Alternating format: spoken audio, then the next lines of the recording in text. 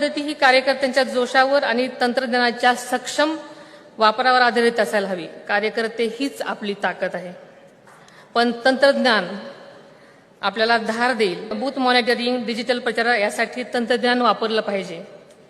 युवा पिढीसाठी नियमित प्रशिक्षण शिबिर आणि प्रत्येक जिल्ह्यात वॉर रूम्स उभ्या करून निवडणूक व्यवस्थापन अचूक आणि काटेकोर करायला हवं। राष्ट्रीय पातळीवर आपला संदेश असायला हवा।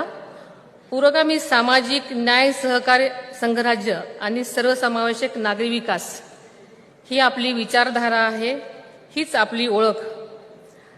राष्ट्रवादी काँग्रेस मूल्यावर ठाम राहणारा पक्ष, शिस्तबद्ध आणि विचारावर आधारित पक्ष म्हणून उभा राहायला हवा।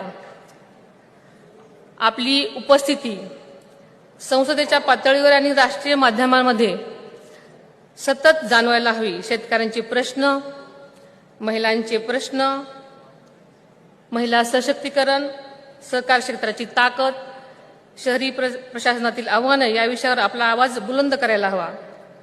दिल्लीत सातत्याने आपली उपस्थिती आणि राष्ट्रीय पातळीवर भक्कम प्रवक्त्यांची फळी उभारली गेली पाहिजे, तर देशाला दिसेल की राष्ट्रवादी काँग्रेस ही केवळ महाराष्ट्रापुरती मर्यादित नाही, तर ती एक स्वतंत्र राष्ट्रीय शक्ती आहे।